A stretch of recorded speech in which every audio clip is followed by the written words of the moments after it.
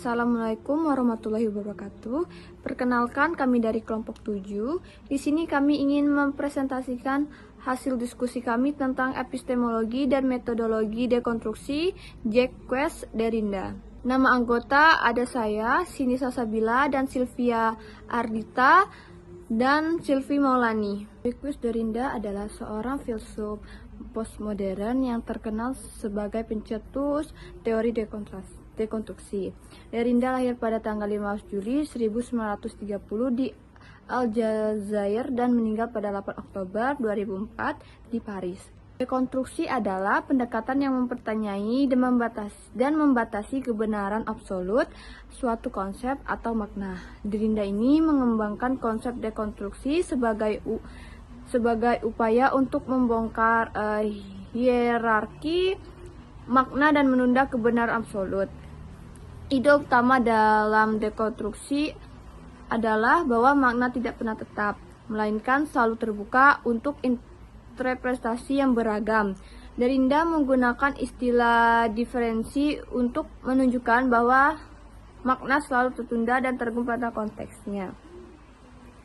Maksud diferensi itu adalah makna suatu kata atau teks selalu tergantung pada konteks dan tidak dapat dipahami secara langsung. Contohnya kata hitam putih.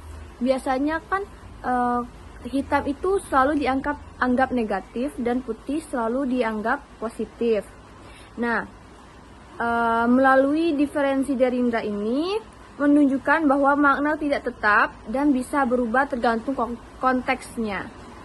Baik, akan dilanjutkan oleh teman saya. Baiklah, saya akan melanjutkan materi dari teman saya, yaitu epistemologi. Epistemologi dekonstruksi berfokus pada pemahaman bahwa makna dalam teks tidak tetap dan selalu terbuka untuk interpretasi baru.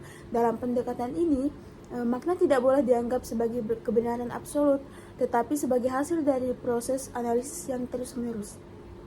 Epistemologi dekonstruksi mengidentifikasi dan membalik hierarki oposisi dalam teks, menunjukkan saling tergantungan antara ide-ide yang bertentangan, dan memperkenalkan konsep-konsep baru yang terikat pada kategori lama. Dengan demikian, epistemologi dekonstruksi mendorong penafsir untuk menemukan kebenaran yang kompleks dan dinamis. Terus yaitu metodologi dekonstruksi adalah pendekatan analisis yang bertujuan untuk membongkar dan mempertanyakan asumsi-asumsi yang mendasari teks. Baiklah, selanjutnya akan dilanjutkan oleh rekan saya. Saya Sylvia Ardita akan melanjutkan teman saya tadi. Langkah utama yaitu ada 1. Identifikasi hierarki oposisi, menemukan oposisi biner dalam teks yang seringkali diistimewakan. Yang kedua adalah pembalikan oposisi, menunjukkan saling ketergantungan antara konsep yang berlawanan dan mengusulkan privileging terbaik. Yang ketiga, pengantar istilah baru, memperkenalkan gagasan baru yang tidak terikat pada kategori lama. Kesimpulannya, dekonstruksi mengajukan pandangan bahwa pengetahuan tidak pernah sepenuhnya objektif atau pasti, dan bahwa makna selalu bersifat sementara dan dipengaruhi oleh konteks.